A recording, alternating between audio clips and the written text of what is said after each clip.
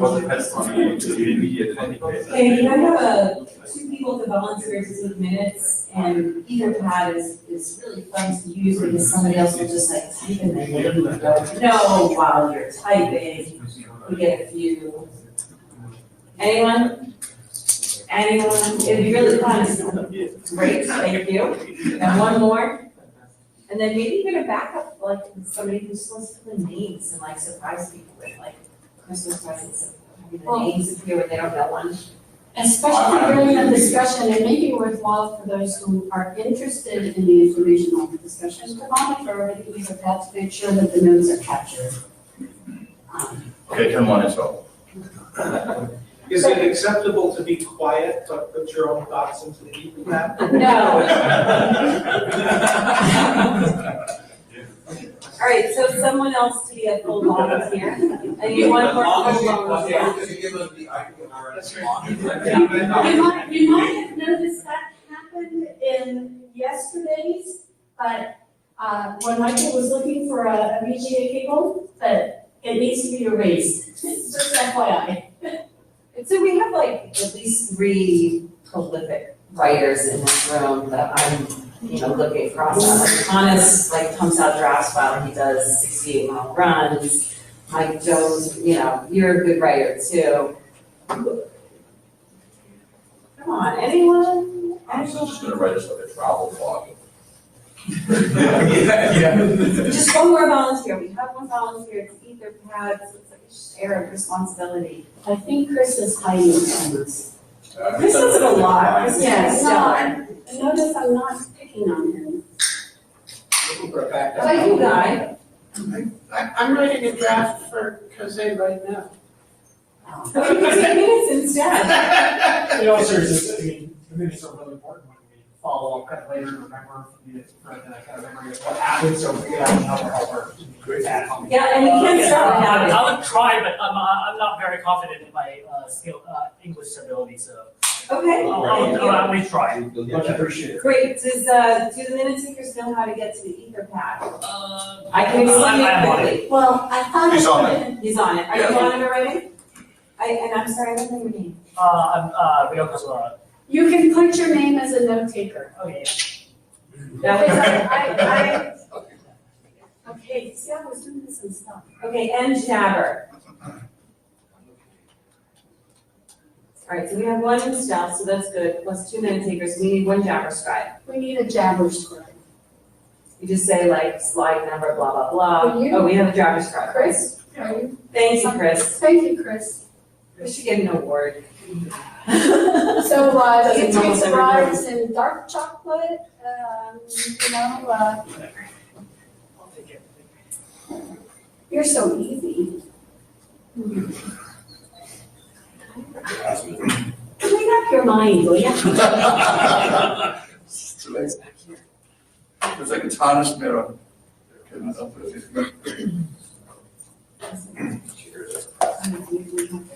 Okay. Ready to go? Yep. So here's our agenda. I think we pretty much posted the agenda. We're going to do some agenda bashing. 5 minutes for if anybody has a. I have not taken this morning. I have to leave before the end of the. Okay, so I did not put you on the agenda. Are you saying you? I would like 2 minutes to tell you what happened this morning, Okay, so but I need to let's, do it before the end of the meeting because I have to leave. let's do the agenda bash real quick. So instead of reading it, are you guys okay with the current agenda? Going once, going twice? I think you just passed it. Good, okay. And 2 minutes, we're going to put them at the end or At the beginning. Yeah, we're gonna put them at the beginning. Okay, so you're up next. 2 minutes. Okay, tick, the clock is on. Hi, Michael, we had a side meeting with 20 people this morning discussing use case documents. We had a very interesting discussion all over the place. We have some notes. I can post them. And so I'm going to post the notes probably today before I forget what I said. There will be some structural changes again to the use case document, which I hope will make everyone's happy. And unfortunately, I'm sorry, we forgot to turn on the WebEx. that we had agreed to do. So my apologies to Carl Wallace, who's looking for. You could refund it. Yeah, do the whole thing again. Yeah, that's true. You have 30 seconds. That's it, thank you. Okay. So with that, Hank, you're on. You know how to look. Hank is over, right? No, you. I'm at the spot. So.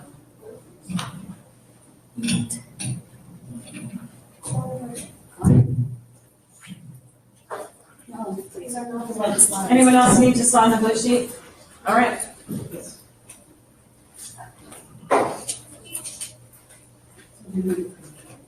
Thank you. Sorry. Almost.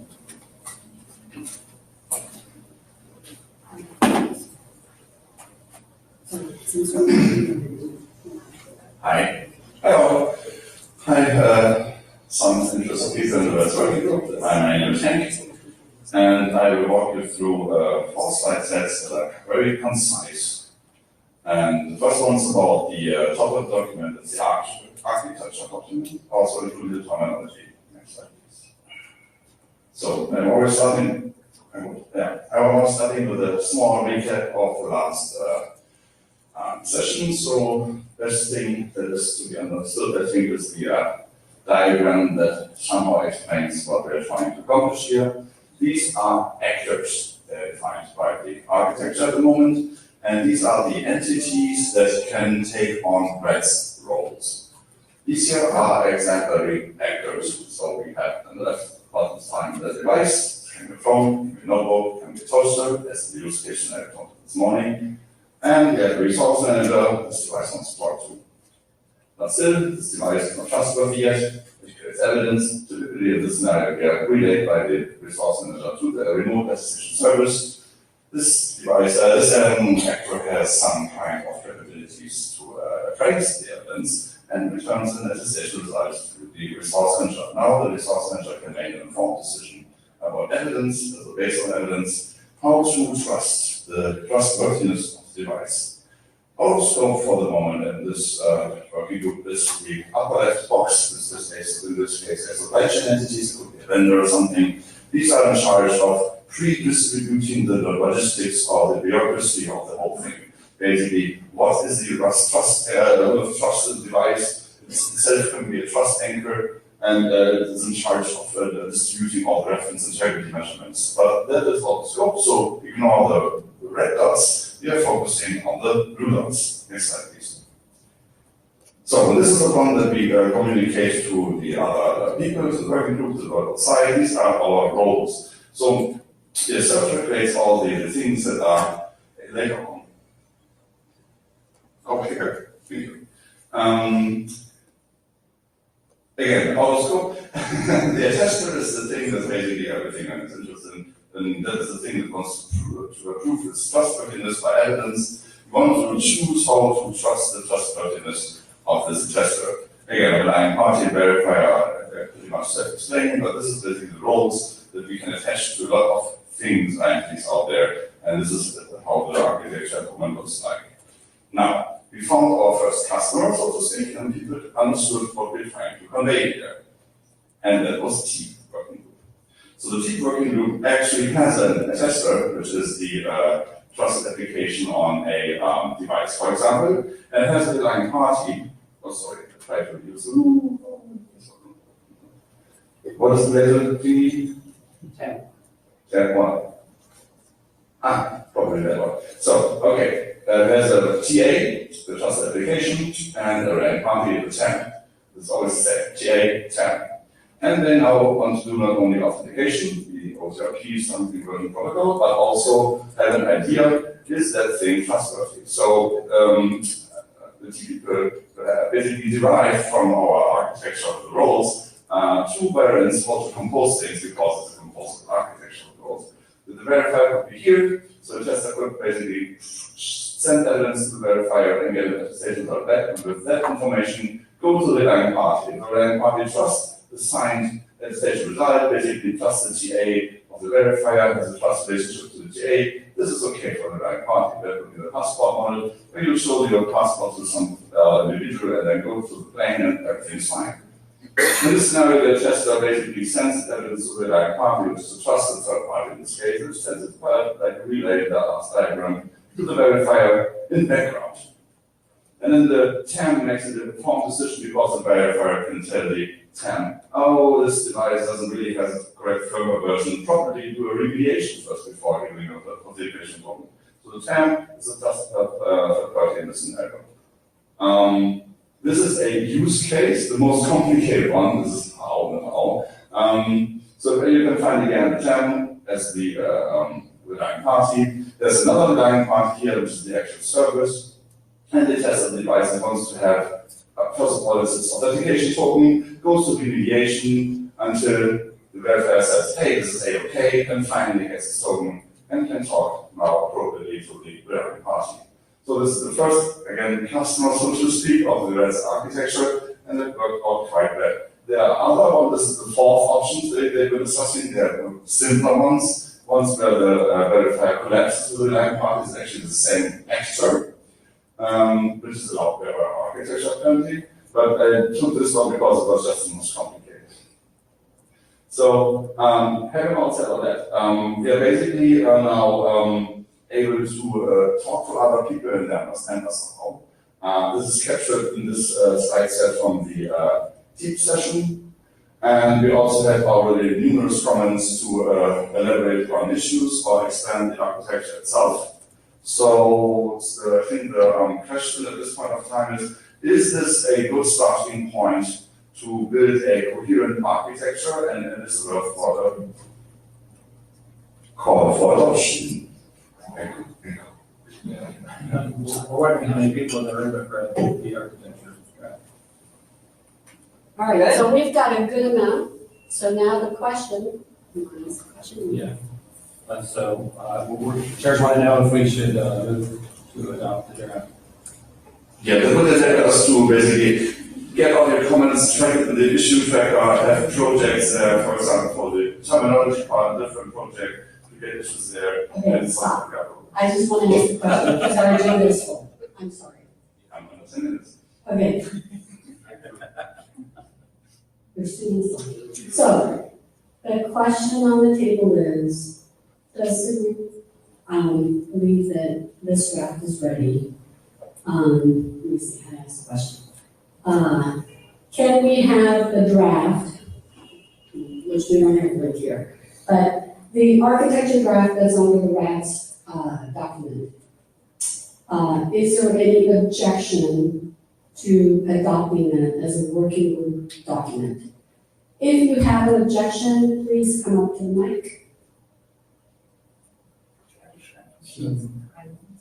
So I have three, so this is where I described why my concerns about the architecture draft, right? This is adoption. So three things. State your name. Lawrence Lundblad. So the first one is, it is very centric about root of trust. It uses the word root of trust to the point where you cannot do anything really in this architecture without a root of trust. Attestations need to come out of things like Android apps and Windows apps and things like that no one would associate with root of trust. Okay. So because it's hard, because of this very hard orientation right of root of trust, that's one issue. Second issue is it's fairly binary about trustworthiness. There's a lot of places where things are like, it's either trusted or it's not trusted. It's trusted or it's not trusted. And I don't think that's the right frame up for attestation in general. That the determination in the end should be relative, or subjective to the situation of the relevant party. The third is I still find a lot of the document unclear and hard to read. Actually, the fourth one is I don't think we understand well enough as a group all the use cases and how things are fitting together. There's TPM style things, and there's EAT style things, and there's some DICE style things, and I think we need to understand those better before we go adopt. May I answer some of these questions, or are we taking more questions first? I'm sorry? May I answer some of these questions? or is there or do we do that? Yeah, we'll let it run for a couple more minutes. Tony Adlin, after this morning's meeting, I would not go into adopting this right at this moment. The use cases still seem to be in flux, and so I would go along with Lawrence on this one. I think it's great. Until we understand all the use cases and get the document in a little bit better shape, I don't think it's quite ready. I think it's on the right track and everything. Yeah, I'm agnostic to this point of view, if you have it now or not, but I want to highlight these two things you, Lawrence, said as concerned. The first is this, why we have scenarios and use cases where root trust is mandatory, the architecture really must require it. So there will be an issue file, so the GitHub track record is not clear, but it is not mandatory, of course. The rich system can be, have signed material in there and you can just use that. But you have to define it in your solution now. You have to spell that out. Is it required or not? The architecture will allow for both, of course. That's very important. Actually, what was the second one? The binariness of the binary, we haven't even talked about that yet. And TEEP has some answers to this. TEEP wants more than yes and no. It was also some scope. Okay, let's make sure we keep the tone. Yeah. And just one comment. For each person that's coming up to the mic with their list of issues against the draft, it would be super helpful to have them written down to a list in detail so that we could have a discussion and hash through them and to see if we improve this draft or if somebody else is going to propose another architecture draft and what we have to do to move forward with it and the architecture draft. In other working groups, we have waited for publishing an architecture draft until later on in the process, so it could be a document that hangs on for a while too before it goes for final publication, because architectures can evolve once work starts, right? So that's an option as well, even once it's adopted, that it evolves over time. It becomes an evolving document, right? So it gets to the question of the group decided that we needed an architecture document. And so much like the process that we went through EAT, we knew EAT was not complete, there were issues, but the group chose to adopt it, and with the condition that those issues would get resolved. So, we can clarify that here, or we can take that to the discussion. But I guess one of the things that I would like to see is not serialize our process, meaning let's not wait until the use cases draft is perfect to start on an architecture. So all I was trying to ask is, to the room, is this enough of a start from which we can start raising issues and concerns that then we could get to an architecture draft while in parallel we're still working on the actual solutions? So all I got to say was that I'm generally in favor of an architecture and that this is generally going in the right direction. Right, so again, Okay. so the question that I asked was, is this document sufficient enough for this group to adopt as the seed? So I think that was the wording I used on the first one. Well, the readability, I guess we can work on that too, but So, Dave Taylor, I have mixed opinions on this one, which is why the way that you phrased it, you said there are objections. I actually can't tell yet whether this is the best starting point, because there are some observations that Lawrence and Tony made. There are parts of this document that obviously I understand. The goals part is the most important part of the document, and that's the part that I think is in a good state. There's a whole bunch of other parts of the document that I didn't understand at all, and I did send all my comments to the list in a markup copy. And so I'm not going to repeat those here, but the question is, often when a working group adopts a document, it's a lot harder to get stuff out than it is to change and get stuff in, right? And so I think that there is a subset of this document that I'm prepared to say yes on. And there's a bunch of other parts of this document that I'm saying, I have no idea whether this belongs in the document or not. And so is it a good starting point or not? I'm finding a hard time to figure out how to answer the question. Okay. That's my long version. So why don't we do this? Because we kind of went through this with the e-draft, and that is, we can post a question on the main list, and then that is the point in which folks should speak up to the pieces and points, and then we can let the authors of the architecture draft respond. And then perhaps if there's been enough chatter, we can bring up that topic at the, I'm planning, and that was the last question at the end of the meeting, is to host a virtual interim in which we can take that topic up. So with that, I think we're done with architecture, because we're well over time. That I try to speed up. Next set of slides is about the reference interaction model, which was polished a lot. Again, a reference interaction model we designed, we published as a separate document because in many places the challenge response-based remote station is used over and over again. But it's typically not documented, only the code has very common, sometimes there are slight variations of it, but everybody, there's a lot of people in the end use it today in their solutions. And therefore, the non-station response procedure, so the interaction model, we described in a general level. The higher goal here is to prevent cloning of normative text, so that every normative text is somehow slightly different, and again, not the same thing. This is basically a point you can go to and just say, I'm doing it like this, my specialization is this, and it's better in the end, because it will also use the risk of code cloning in your own product.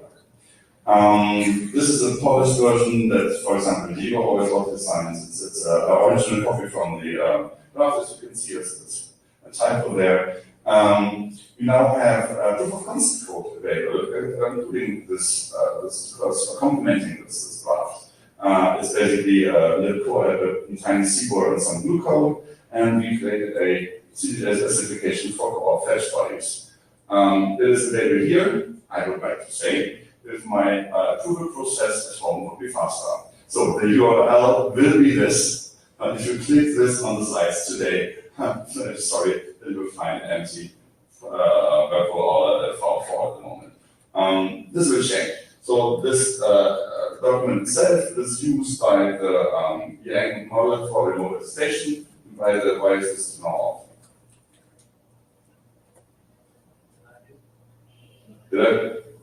Can you? What did you do?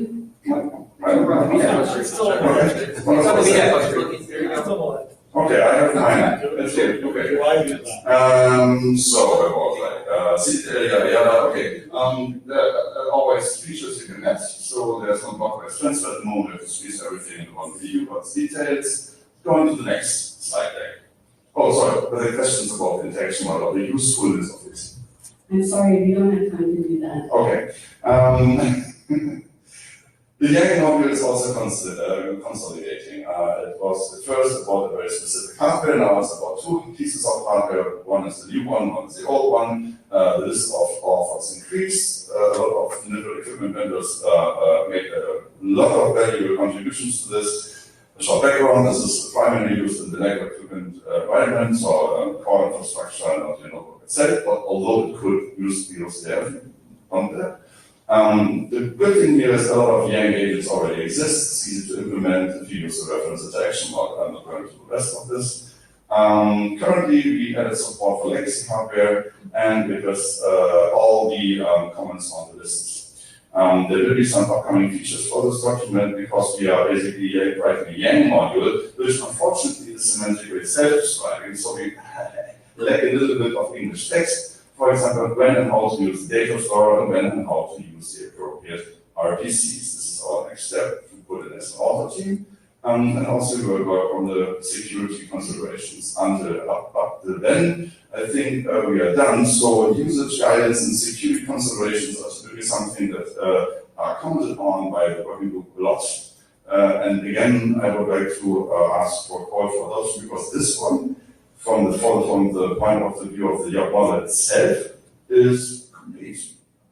There are only 2 or 3 polished questions, and then we need some guidance text. And this is something I would really like to input of the working group on. So I would repeat my question. This is perceived as being okay to be adopted.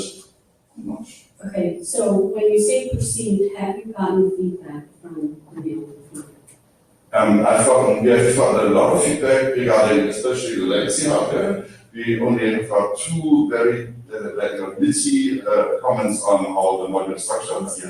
Yes.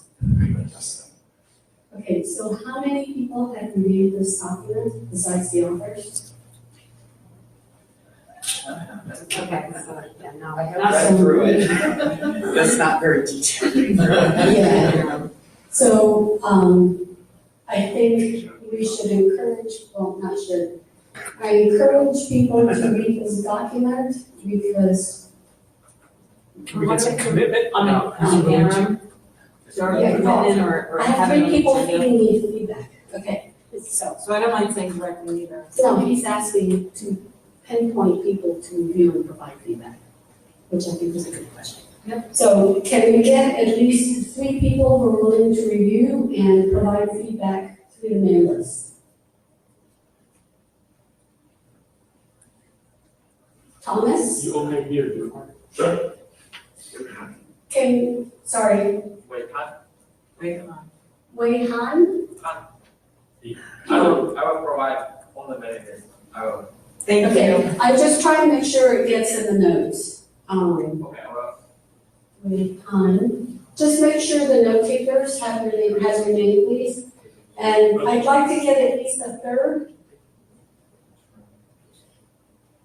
The takers have to review it, just FYI, so we don't count. Okay. You give us a guide and all. Oh, it's not. Oh, dang it, of course, that's Thank you, Jess. So for the note takers, that was just a general, okay. Okay, so, if we can get feedback before we host the virtual interim, we'd like to revisit this for another call for adoption. Okay, next. So this is an interesting part. Point 3, the charter says that we want to have an information model document, and we have tons of ways to approach this. So Lawrence and I had a deep dive in if there's even a difference between a research and a claim. There wouldn't be if we could just use the IETF document, but claim is claimed by data token, so that is a basis for the information model. What is the scope of each information element? It's somehow starting with a claim. If you look at the data model, it would be more abstraction than assertion, but the discussion is basically frosting. There seems to be agreement about the intent and use of information element in general. So, why do we need information model? It's clear, I think. There will be different solutions apparently that can convey and put this apples and stage information in very different data models sometimes. And we have to make sure that they're interoperable. We have at least 2 at the moment, there will be more. And these different data models have to operate in concert. So the important question is always how and where are we putting these information elements and maybe the taxonomy even. There are now 2 ways to do this. There could be the information model as a separate thing. The EATS draft volunteers to be the place to be the information model as an alternative. And there are a lot of sub-questions which I will not address here, but I think maybe the very first one is very important because creating a list of information elements has proven to be difficult in other working groups and was a disaster. So the important question is scope. So when do we know that we have a viable minimal set of information elements? And that might be by itself the most difficult question to solve. But if we can agree on something like we will at some point a number of solution drafts, and we go with that, we cover those, and then after rechartering, we might do that out or something. So there are multiple, a lot of ways to do this. I'm just highlighting some of them here, and they can be food for discussion in the mic time. And that will be my last slide. You have a few minutes. Yes, You're back on track. I'm back on track. Just make sure you speak clearly. Of course. So, again, I was talking about sources. Why do we need this information? We have the use case document, and I think Suite has a very suitable way to create the information model, actually. They go with user stories, they derive requirements from that, so it's not a shopping list. You have to have a good reason why something is in the information model. And then in the end, you have this information element, and this is implemented, so to speak, in the Suite manifest, which is the data model. That is an excellent process.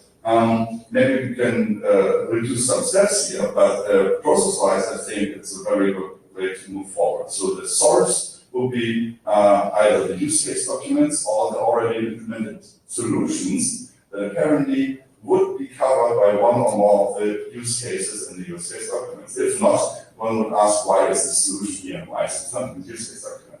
So again, the structure, I think we need categories. We need to have at least a primitive thing and a complex thing with multiple items of information. And that's my personal opinion, but I've seen a lot, and that is basically people all do it. You have to write down the semantics on level that is useful for every solution. You cannot just write down something for Yang that is so Yang specific that each will never ever be able to create a claim from it.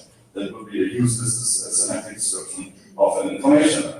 And again, I think there have to be categories like types or some groupings, and maybe they go somewhere else. Maybe the groupings are defined in the architecture, I'm agnostic to all that, but these are some of the sub-questions I think derive right from the how do we actually do this when we want to have a information model document in records.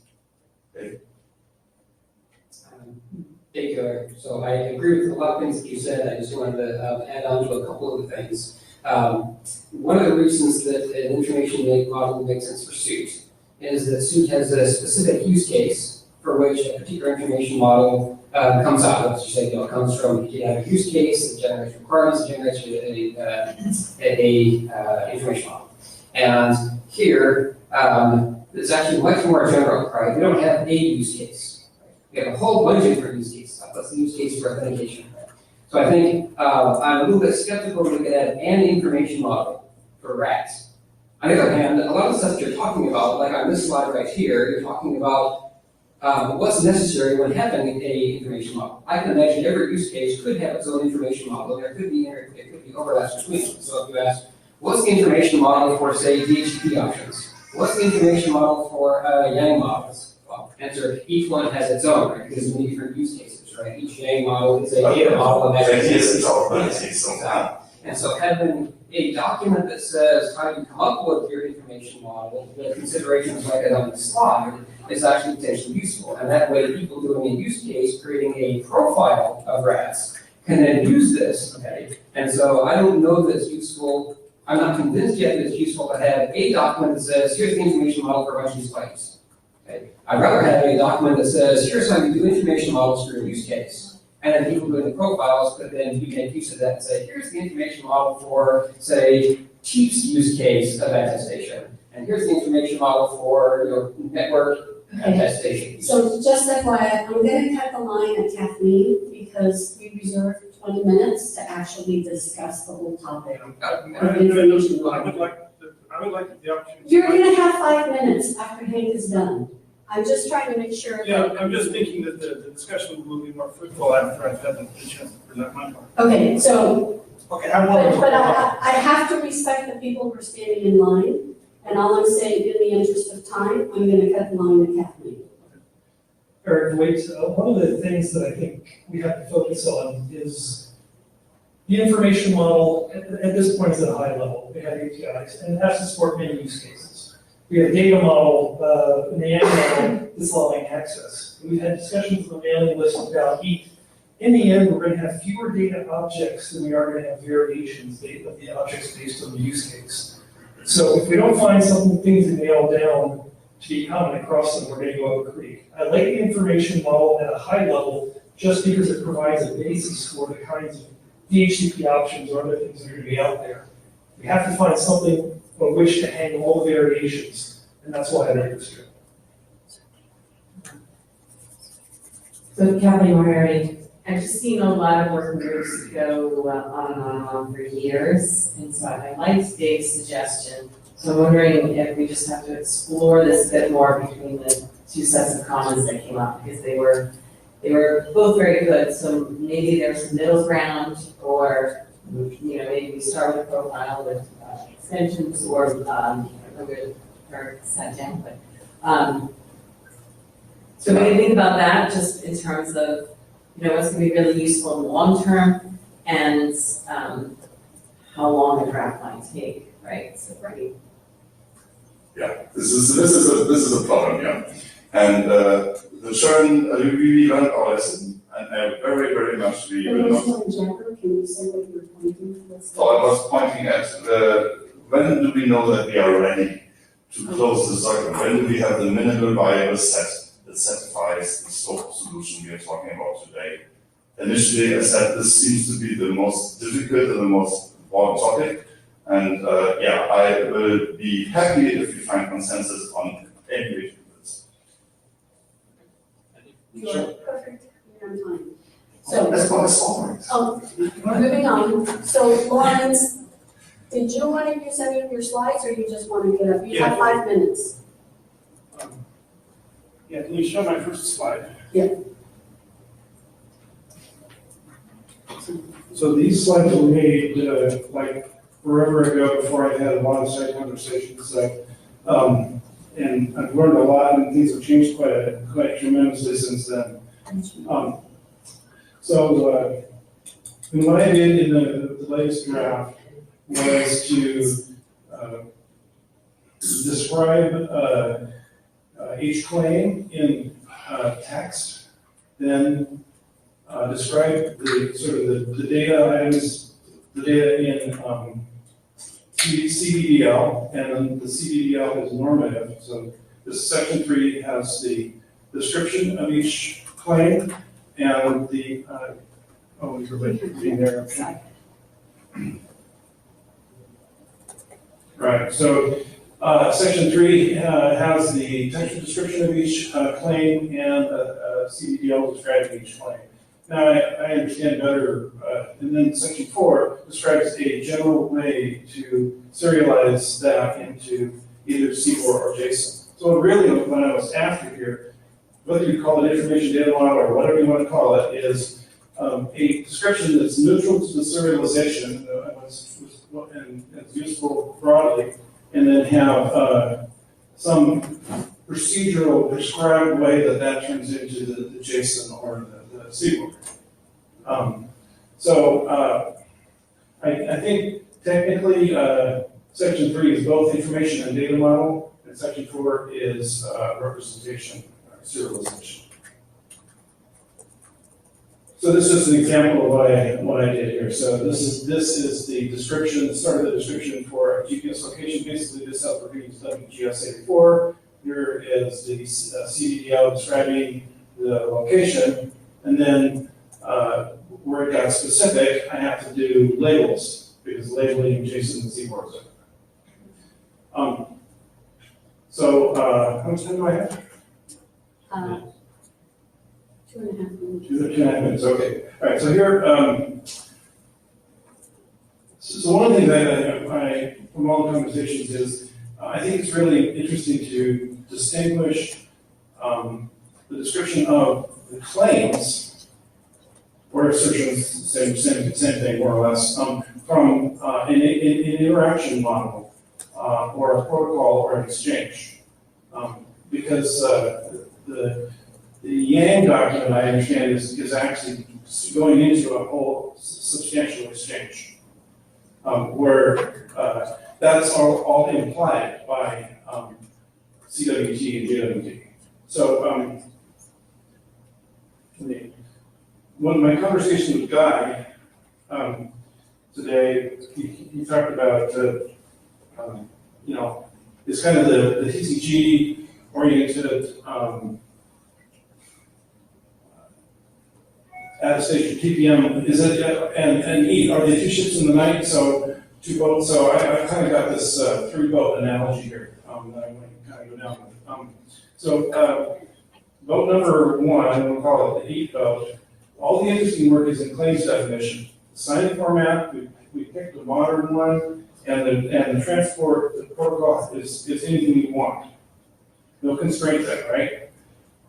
In the TPM TCG world, the claims are locked down just because TPM devices can only sign certain things. They can sign hashes of things, but in the end, it really comes down to a hash. The signing format is locked down. It has to be what the TPMs do. It can't be Jose or Jose. But there is no protocol to move them around. So that's my understanding of what the Yang model is. It's the protocol to move them around. And the inputs to it and the outputs to it. So very different from what he was trying to do. Then I talked to Dave, and there's a third one, which is where the claims are interesting work again, because the claims are similar to open-ended, similar to each. The signing format is locked down as X509 certificates, can't change it. And the transfer protocol is locked down and picked because it has, you can only set X509 certificates. So now we have these three flavors. Yeah, okay. So my proposal here is that we split the information models into probably two. One that is oriented around defining claims. So we have an information model that defines claims, and we use the similar technique, CPL, just to describe how to serialize them. And that suits most of the work. But it's not necessary for the TPM work, not so much, because in TPM the claims are probably locked down. We have a separate information model for the interaction, parts, which is really what you have in the game, right? And Seaboard implementation. Go ahead. It's information model, so you get to pick whatever one, right? Yeah, that's something, I said something. Yeah, so we anticipated that this conversation would be more discussion, and so we allocated time in the agenda to do that. And so we're gonna start that now. Yep. Was it? So we thought we would try and scope the discussion a little bit, and so we prepared some slides for that. Yep, see, and we already see it. Starting up. Not on that one. Oh, it's in one but not the other.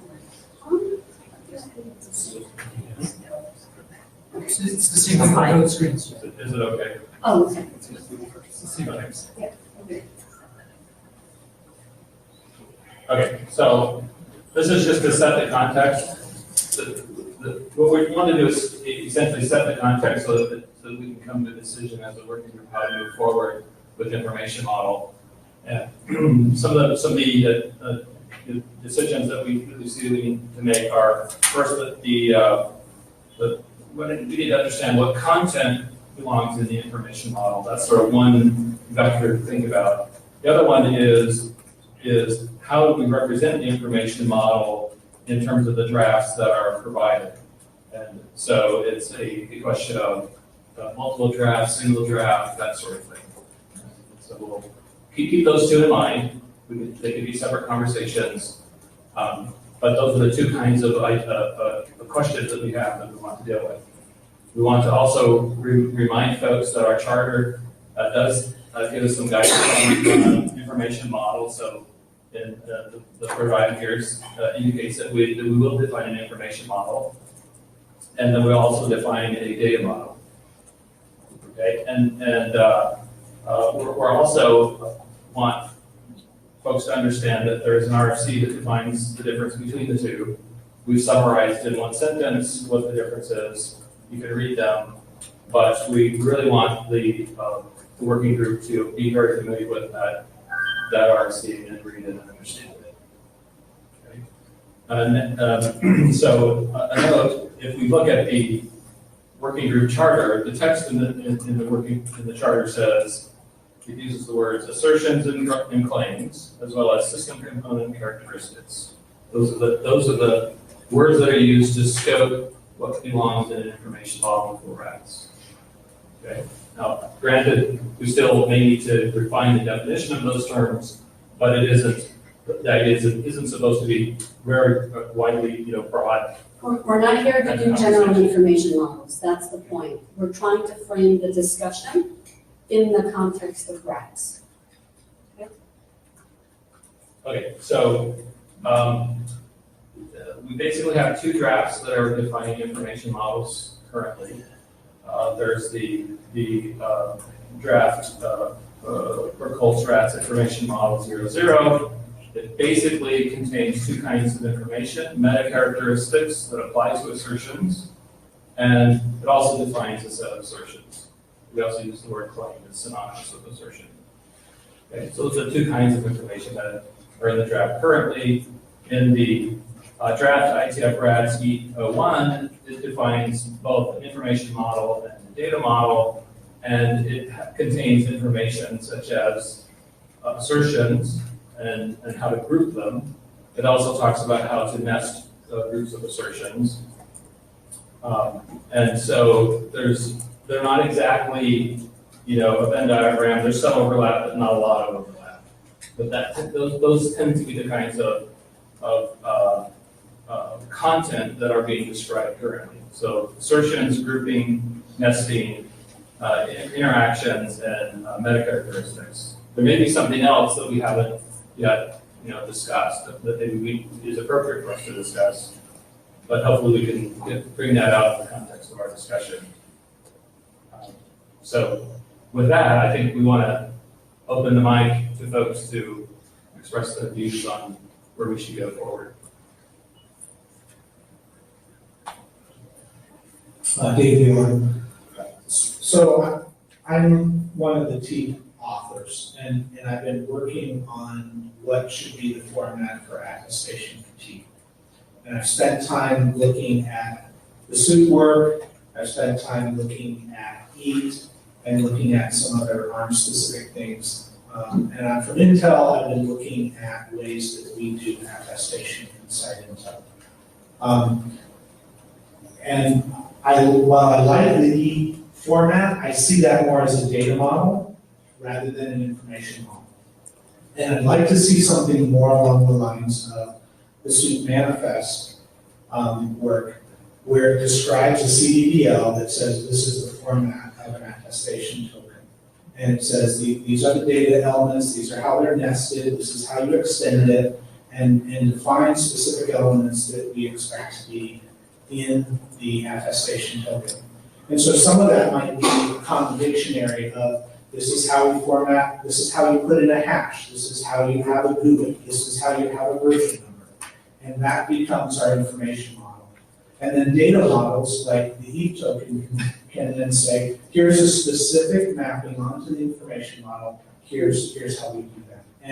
And I can do a data model for Intel SGX, or the Intel DAO TDE, or a secure element.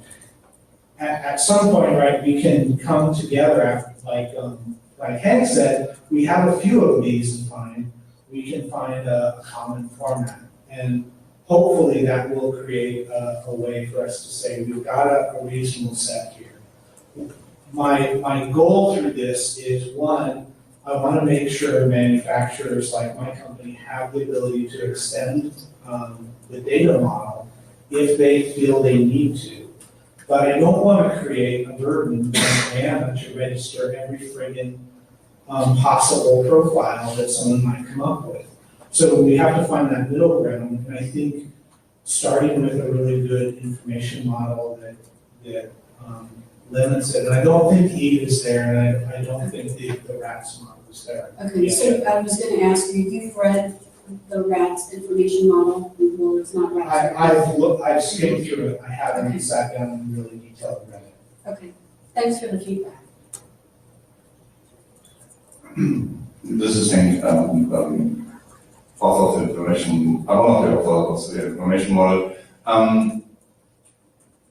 What I would really like not to lose here is, I think, what is described as meta characteristics on the slide. So why we can always have these discrete items that are semantically well defined, as they just explained. The interoperability here is about taxonomy in there. So we have this meta items that group them. And whatever we do, we should never forget that, at least. And wherever that goes, depending on solution we go, this has to go also somewhere. This cannot just be dropped. That is my only big concern that might get out of view somehow.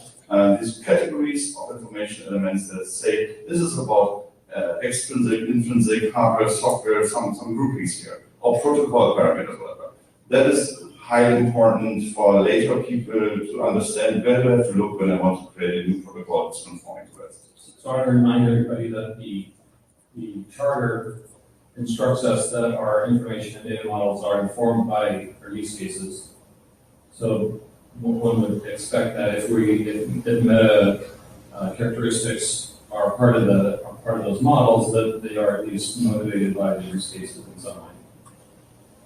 But I also wanted to clarify and summarize what you said, Hank, if I understood correctly. You're saying regardless of where and how we define the individual elements of an information model, we also need to talk about its structure vis-a-vis groupings versus categorizations versus, but you're advocating there needs to be some level of structure and guidance to that structure as well. Exactly. I just want to make sure that gets captured in the notes. Yeah.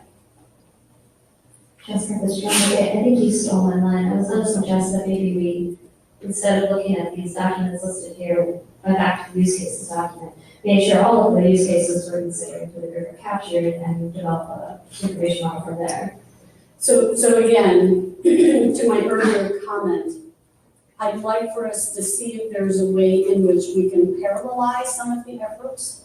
Because to put a gating point to let's wait until we have all the use cases, maybe the death of this group, or at least this particular chair. Okay, I know what you're saying, but I think I was suggesting less that we drop these, but more revisit them and refine them as the use cases become clear.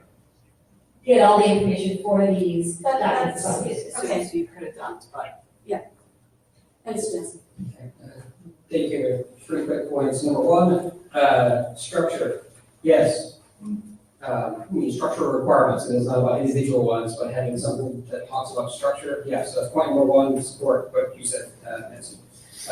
Number 2, what do we think is the scope of the information model if we do have assertions in it? Is it all the assertions that we think will ever be there? Is it all the assertions we can think of right now, maybe? Is it only the ones we think should be mandatory, if any? Or is it none of them is just the structure? I think that's a question that I would like the working group to come to consensus on, because the wider you get, the less confident I am. Right. So you stole our line. So the intent here is, and again, I come back to, we are going to be guided by the use cases, which is why the charter said we will list the use cases to tell us the requirements. Then it will be up to the group, based on those requirements, do we choose to say this is a minimal set, or do we make them optional? So Ned tried to capture that in this is how we lead the discussions, but thank you. This is all intertwined, if you will, in how we need to move forward. Yeah. Right. So my point there is about what you need an information model for. I mean, it's when you need one, right? Because the next time somebody comes along and wants to add an assertion by asking IANA or whatever, are you going to say, sorry, you can't until you give us an information model? And hopefully the answer is no, that's not the intent, right? So that's what I was getting at by saying I think it is useful to have a document that says here are patterns, and structure is an example of patterns, right? If you're defining a new information model, if it's going to be, let's say, a numeric 1, here's how to define it in such a way as it can be represented in JWT and CWT and so on, because there's a mapping here. So you don't have to specify that, so it becomes a lot easier. So you don't need a new information model because all the mapping work is done for you. So something that specifies mappings, but that you can do that without specifying the claims, right? And so far I strongly support everything that is claim agnostic. Whether we need the actual claims in the document, I am less sure about. Maybe not. But what we do need is a way to map, because one of the main points of an information model is to allow you to easily have multiple formats and potentially even map between them in an intermediary, or support both of them, say, in the protocol entity. So. Right. So were you speaking as an individual? Because I know this is all as an individual implementer, Microsoft implementation employee, whatever you want to call it. Yeah. No, the reason why I'm mentioning that, and I will mention this as TEEP co-chair. Yeah, this was not as TEEP. So I will speak as TEEP co-chair, sorry. We had discussions there as we're building dependencies in TEEP for leveraging the, I'll say structure for now. And one of the discussions, which I don't want to open up here, but we eventually have to have that discussion, and that goes to the IANA structure. And to Dave's comment, and both of Dave Wheeler and Dave Thaler, and they're both sitting, so I can't even point. But by both Dave Thaler and Dave Wheeler is providing enough guidance so that we don't become the bottleneck for potentially other groups that may want to come and define a new set of assertions. So I just want to leave it there, and now I'm taking the head off. So I'm primarily focused on definition of claims or definition of assertions. I think I think that's the interesting work, to figure out what assertions and claims we're going to have and write them out and make them really clear and pretty, and so understand how they should be. Currently with the EAT draft, it puts all the information about a particular claim in one place. I'm not sure what I understand about the information model, because it takes like half the text from the EAT draft and puts it into the information model. So to me, it would be a disaster. I'm wishing she would pay attention. So to me, this is an important point for me. I'm going to chairs. I'm sorry, we're caucusing. Yeah, so I want you to understand this. Oh, the definition of a claim can't be forked between two drafts, two documents. That would be a disaster. So if you're going to describe the location claim or the boot state claim, it needs to be in one place. So that's probably the most critical, most important thing for me. And the way the current information model draft looks is it looks like it wants to split that. So half of the description of the location claim would be in the information model, and the other half would be in the EAT document, and then maybe in the Yang document too. I don't know. I don't understand the vision for that. But that's the thing that's critical for me, is that the definition of a claim in a coherent, comprehensive is in one document.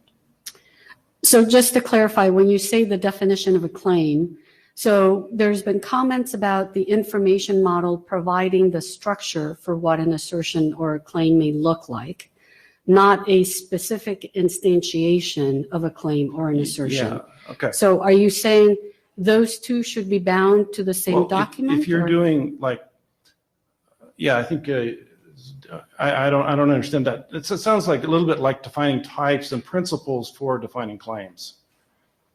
Right? No, think of it as like the programming language, and I'll let Dave Wheeler come and speak as well, but I think of it as you've created a base, sorry, I'm a C++ coder.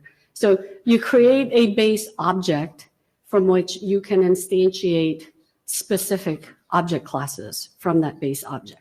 Yeah, I need a more specific example to understand where you're going with that. So this is Dave Wheeler.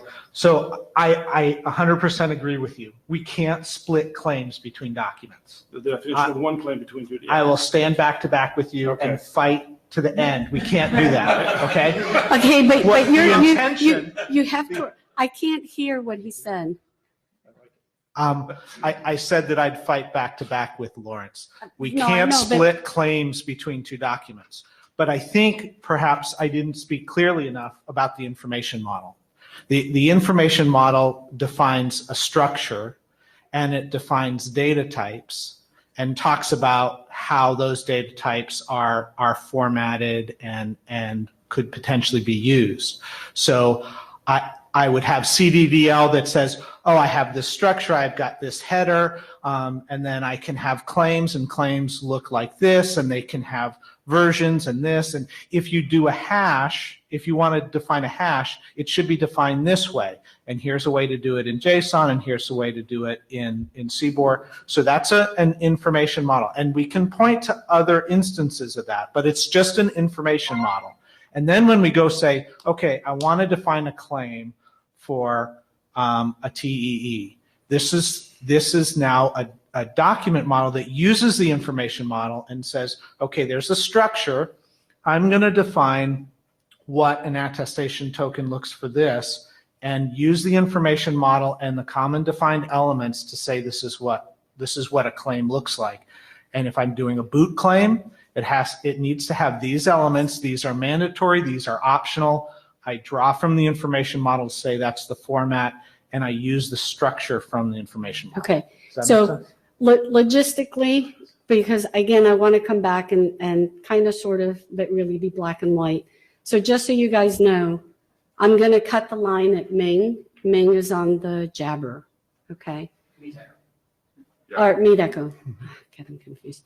So again, to be black and white, my initial question, and preferably yes or no, right, is that you and Lawrence, since you are agreeing to the death, whatever that means, right, is what I was trying to make the distinction is that the information model defines the structure of what a claim might look like.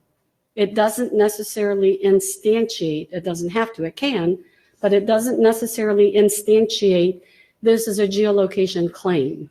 To me, that's an instance. That can be in a separate document.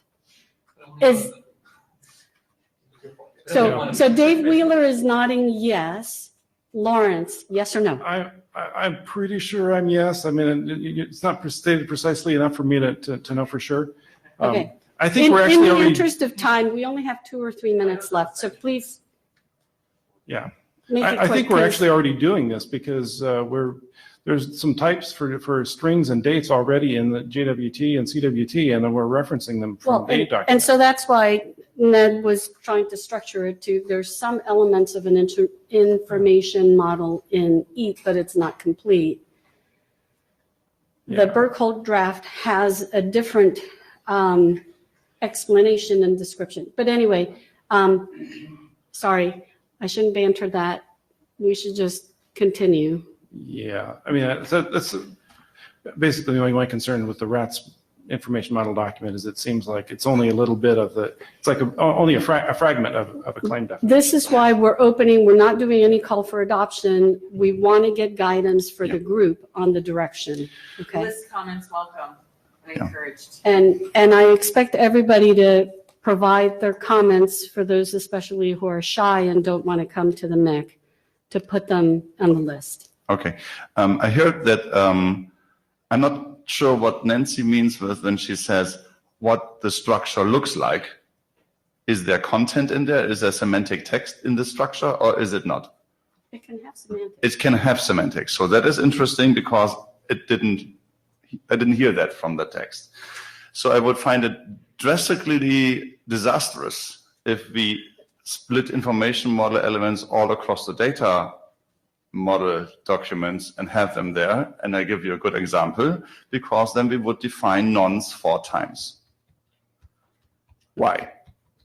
Why not define it at a central point and just refer to it and say, and in my data model, a nonce is represented in this way, data model wise. It makes absolute no sense to me to redefine this all over again. And that is why I'm fighting against you back to back, because that makes no sense at all from my point of view.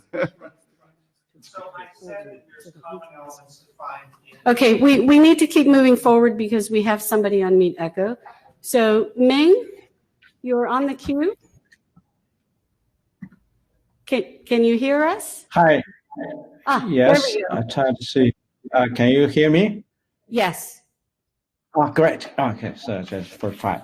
So just a couple of comments on on the information model versus claim. First one, I agree with David Wheeler and others that the information model to me is a very common format to try to define. It's a structure, types, and so on. The claims are really relevant to the specific domain. We might have some common claims like a location and so on, identifier, but I assume it should be extensible so that allow different work group and different domain define their own claims. So I'm not sure what you mean that IANA will take over that, or I was considering we may have a separate document for separate domain claims. For example, TIP may have a called claims document following the same information model, the structure types. For example, like a TE, claim about TE, that TE terminology not appear current EAT and current information model draft I see, right? So we'll make some claim what it means TE is version, vendor, and so on information. So that will become a claim statement in some document. So to do then next question is how do we know all claims use that model, right? Information model, consistent, and so on. Shall we have a registry somewhere in this work group, or is that all go to IANA? So that's an open question I'd like to ask. But for claims that my comments, I think it will allow extension for a different domain. We can define its own set of claims into separate doc. Okay, with that, we're out of time. So I'm going to let Ned wrap up. And while he's doing the closing, Guy and Jess, and I'll prep this. Okay. All right, so just to summarize, we're really driving for making some decisions. What we're going to do is publish these on the list so that we can encourage continued feedback and comment. But these are essentially the questions that we want to ask and have the working group find answers for, which is, in terms of an information model, are we driving towards a standalone draft? Are we driving for something that's merged into an architecture draft? Is it something that's merged into the EAT draft? Or is it something else entirely? We had some discussion about whether it should be distributed across multiple drafts or not. These are all really important questions. I think what I also heard on the discussion was, hey, there's something like domains or some sort of context in which we think that there's a need to support some extensibility in terms of the types of claims that can be expressed. We also heard that there's a need to have some structure and pattern that's common across everything. That captures some of these other concepts, like how things are grouped, how they're nested, that sort of thing. So we want to continue this discussion. The intent for today was to just open the discussion, but we want to try and continue this until we achieve some sort of consensus. And we have to get to consensus. Okay. Before the duel. So. You have about 18 minutes. I'm sorry. Yeah, doing the. So if you want to tell me a couple minutes before the end. You want 3 or 5? Take care of the rest. Let's call it 5. Okay. And we'll see where we are and try to go to the conclusions. Great. Yeah, you have a funky formatting because I did 5 clicks and like boom. See if the clicker works. Oh. Huh. Okay, well, that's going to be a challenge. Well, no. That's why. Full screen. Right, different full screen. We did. This full screen doesn't work. Like I said. Okay. See, that is the full screen according to the Chrome. So I found the magic trick. There you go. See, at least now here. This was only 2 clicks. Okay, great. Okay. Okay, my name is Guy Fedorko with Juniper Networks. Jessica and I have been working on this software integrity verification stuff at TCG for some time. What I wanted to do with this draft and this presentation is to help people see what it is that TCG TPM attestation means and start to work on how we can link that with all of the other kinds of attestation that are being discussed here in RADS.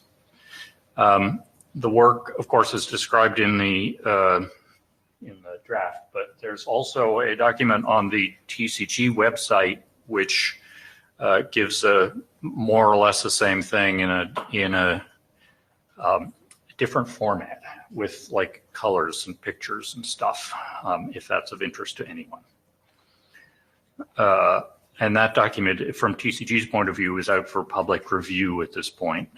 Okay, so what I'll do is talk a little bit about what we see as attestation at TCG, and then we'll go into some of the documents. The problem statement is actually kind of straightforward. We would like to know whether the software running on a particular device is authentic software by whoever's definition they want, that whatever software was put there, that's what is there and it hasn't been hacked when the thing boots. We can do this using a measured boot process, and we use the TPM as a way to store the results and report the results and sign the results. What we need to do is define the rest of the workflow that goes around it. The TPM part has been done and stable and frozen for some time, but the protocol part has not, and that's the part we want to work on here. And of course, as we do this, the protocol work the workflow should be extensible enough to fit with other use cases, other applications, and that's of course what the RATS charter calls for. I will say the last bullet here is an important one. The way a TPM works is defined, and we need to retain compatibility with that. There are many of them out there. So that puts some constraints on what we can do. Just to back up a step as to what this all means, measured boot in this world means that a device might have, I'll say router all the time because I work for a router company. A device would have an operating system, software, a processor of some sort, and also a TPM. As the thing boots, each stage of the boot measures, takes a hash, whatever it's going to run next, and stores that hash in the TPM. There are a zillion details that go with that, but essentially that's what happens. The TPM's job is to receive those hashes and guard them so they can't be hacked. Later, a verifier can come along and say to the TPM, hey, what did you get? And there's a little more information that goes along with that in both directions. But the TPM's job then is to report the boot state that it received, or the current state as the system has come up. And it signs it.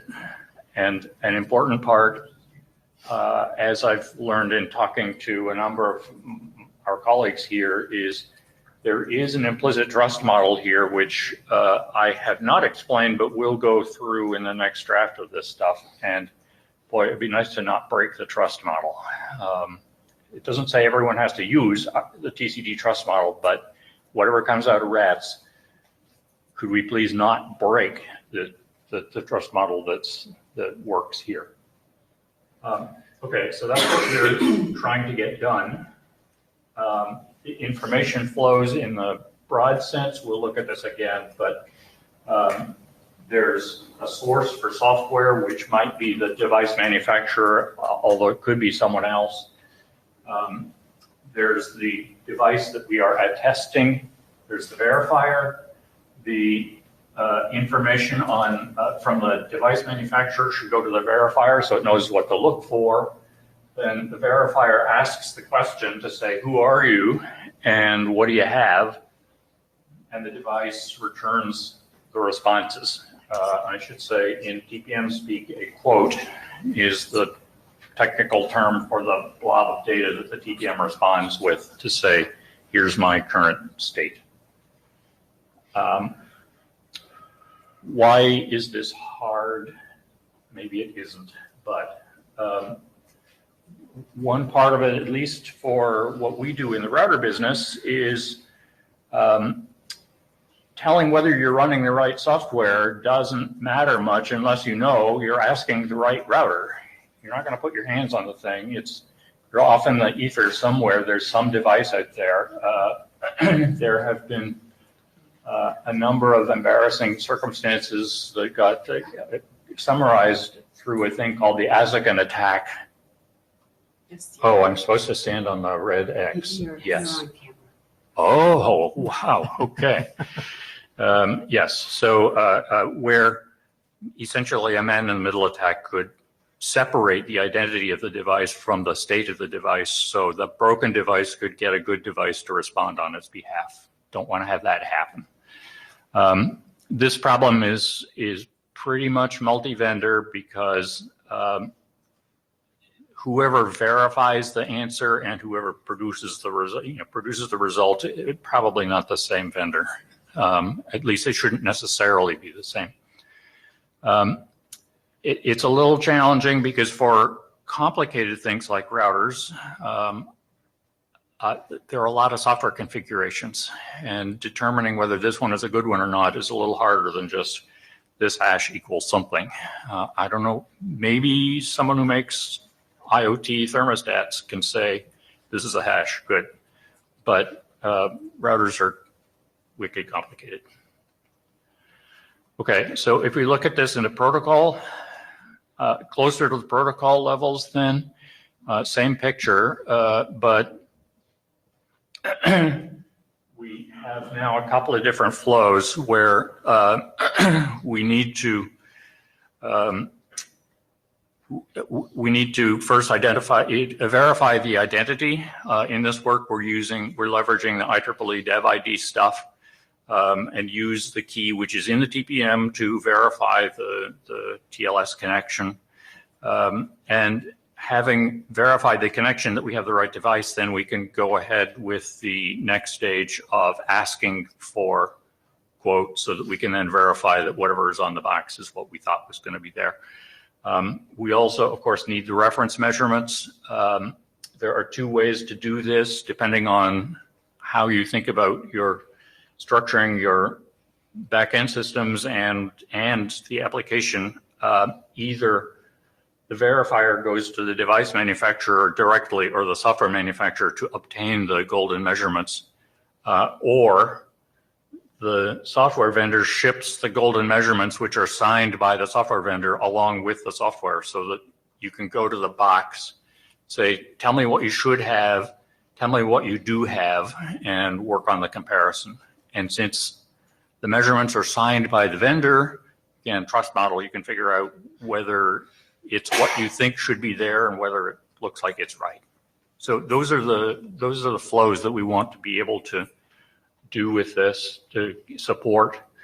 Within TCG, we've collected this together under the name of remote integrity verification.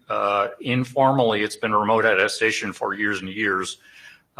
We started using the RIV, which I'm told should be changed to RIV-ER, but we're using this acronym to describe this particular collection of bits and pieces which can be put together in a certain way to do this function, right? So within TCG, there's an intramural argument I don't think matters here about all the different kinds of attestation. This is a kind, and rather than say TCG attestation, because that's not very well defined, RIV is a particular aspect of that, a particular kind.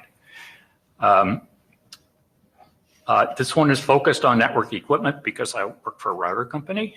I think it extends to embedded systems pretty easily of a more general sort, and probably to other things. So it's not meant to close off that, just that at the moment this is what we're focused on. And of course, the point of being here is we want to coordinate this work, right? So there are a lot of pieces that go into this.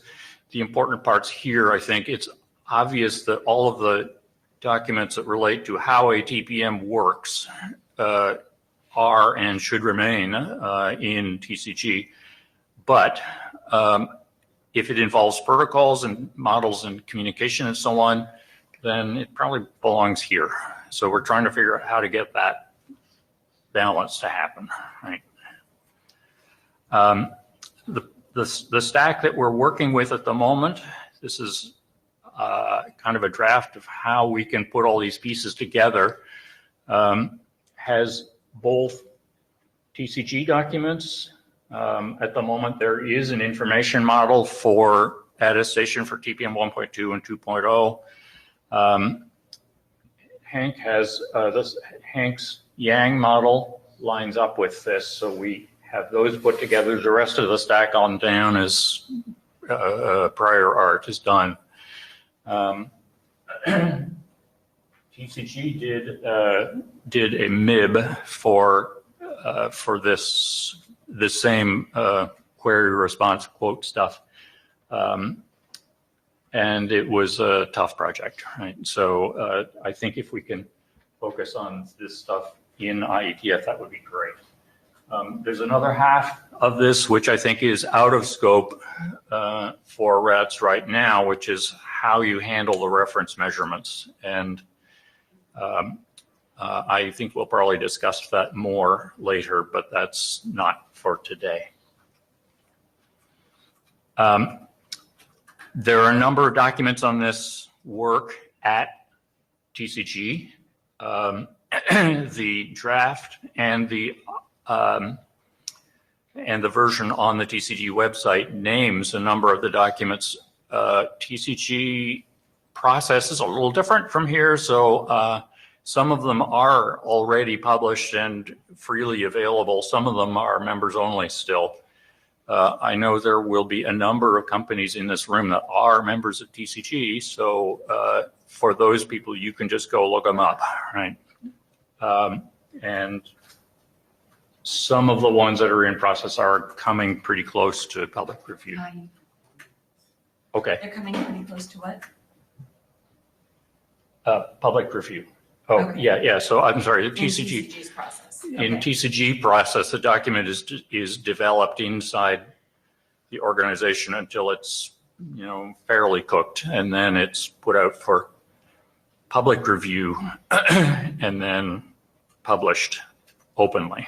Right? So the document referenced at the very beginning of this talk was unusual in that it's been published early in the cycle so that we could do this work. So I want to end here. What do we do next? We would, of course, appreciate help in clarifying the workflow. There are a number of assumptions that people who have been plugging away at this at TCG for so long can't see anymore. So helping us understand what it is that we need to explain to get the picture right, to feed into, through the use cases into whatever it is that RATS produces to ensure that we can support this case would be helpful. I think Jess and I did not write the security consideration section, and I think a discussion of the trust model probably fits in there pretty well. And of course, what we want to ensure is that what comes out of RATS works with this model. There are a lot of TPMs out there, and if we can start using them actually for attestation, that would be really cool. I think I'm done. Questions? Dave Taylor, thanks for presenting this. I have a clarifying question. In your both of your diagrams, it was the figure 2, figure 4, they both showed a tester and verifier, but they did not show a relying party. And so my question is the relying party the same as the verifier, or is this just talking about the evidence flow and this is orthogonal to what you do to the relying party? Which one did you mean of those two? From my point of view, what happens between the relying party and the verifier it's out of my scope. Gotcha. Right? So since you're talking about one of those two legs, and you don't have any the TCG does not have any requirements as to what happens on the other leg. I don't think so. That's what I want to know. Okay. Jessica, do you agree? Yeah. Jess, will you speak and I'll let her respond? Yeah, we didn't include it in this diagram because it wasn't part of our TCG diagram, but I think in the one we submitted to this work group, it is in there, if I recall. You I don't know. in the draft? In the draft, yeah. I think I got lost in the sea of ASCII art, but I think I threw it in there. We intend to maintain a certain amount of alignment with whatever comes out of this group as an architecture. I don't think that's really the place where we have a lot of discrepancies between the two models. Yeah, I don't think, put a different way, I don't think TCG has an opinion on that interaction, right? It's the verifier. Yeah, I think one of the issues that you and Lorenz are both talking about is how interoperability with existing TPM practice is critical, and Lorenz talked about how the actual format is critical because that's what the TPM actually generates or something, if I got your point right. Yeah. And so whether that particular format is at all relevant in the attestation result is kind of the gist of the requirement question, or whether as long as the information model is the same, if it gets transformed in some way, could that be done? And it sounds like there's actually no explicit requirement of this working group. This working group can come up with whatever consensus we want. It's not a requirement from TCG. The only requirement from TCG is about the evidence flow, being able to have literally whatever TPM support. Yes. Thank you. Okay, so we're going to ask that question, which is, but I wanted to let Lawrence go first, and that's the intent between TCG and RATS. Yeah, so my question is just how well aligned is all of this with the Yang document, the Yang draft? I mean, is it? I hope it's perfectly aligned. Okay, that was all the intent and all that. So yes, most people in the TCG would be really happy if the Yang draft was adopted and all that. Yes, I believe so. Okay. I mean, there aren't a lot of Yang experts in TCG, so but I think the intent is that they are perfectly aligned. Yeah. So that and if they're not, then we should fix it. Yeah. Okay. So that makes the Yang draft more interesting to read for me, knowing how deeply backed it is and how careful. So we're gonna cut. Yeah. So we want to close this off with a question in terms of what the expected interaction is between TCG and RATS, IETF/RATS. There was some folks have asked whether or not some sort of a liaison is required, or if there is. Did you have something else in mind? I think if we can get from the TCG point of view, if we can get the Yang model solid, and that may require working back through information models and so on for the rest of RATS. But I think the Yang model, I think, is the key. So you had a bullet in there that said, if you go back, intent to have strong collaboration between TCG and RATS. So we're trying to understand what that means, because from a formal process, then we need to assign a liaison. And so one thing, TCG has asked me to keynote at their next meeting in Toronto. So I would. No, but Stephen Farrell is our. Oh, right, for liaison. Yes. He's not the liaison. He can help assign one. Oh, okay. So that's, slightly different, but. Okay. Right. I was just providing additional information that I would be there and try to help a little bit. Roman is the responsible AD. The IEB is ready to set up a liaison if that's exactly kind of what we need. Right. So if we need that, please say the word. If we can figure out how, that would be great. Okay. Well, the IAB would figure it out on our behalf from the IETF perspective. We're asking the question, yes or no, do we need a liaison? I think that'd be Okay, so instructing the AD, if we can get a liaison, that. Will it take 20 seconds? Go ahead. He's got a lot of experience. As a past IAB member and the person who wrote the IAB wiki page, technically Bernard authored the text and then I put it in the section on the page. In order to get a liaison person, a liaison manager, then the IAB has a specific set of questions that they like to answer. Right. And among those, and I can't remember all of them, I think they're on the public wiki. Maybe Roman has it up hand. Yeah, right. So it's like, what could you do with the person that you couldn't do without the person? Let's see, where is it? This is not the page I'm thinking of. So maybe on this page, but because you don't need a person in order to send liaison statements, right? Right, and we have attendees that do both. So the IAB is in charge of when you actually need to designate a person that's on behalf of IETF. As a working group, as the RATS working group, we can just send a liaison statement that comes from the chairs. You don't need the IAB to do anything for that, right? And so when you're asking the IAB to do something, you should be saying, here's what we need that person to do that's different from what we as chairs would do when just sending a liaison statement. Okay, so Roman, why don't we caucus between you and the chairs to make that decision? My recommendation to you is to ensure that this gets captured in the use cases, because you mentioned the expectation to have complete full alignment with the Yang module, which we haven't adopted yet, but that should be accounted for as a requirement in the use cases if it isn't I mean, already. it is in the use case document now, and I've submitted comments. Now we have 30 seconds. You want me to do it? Okay.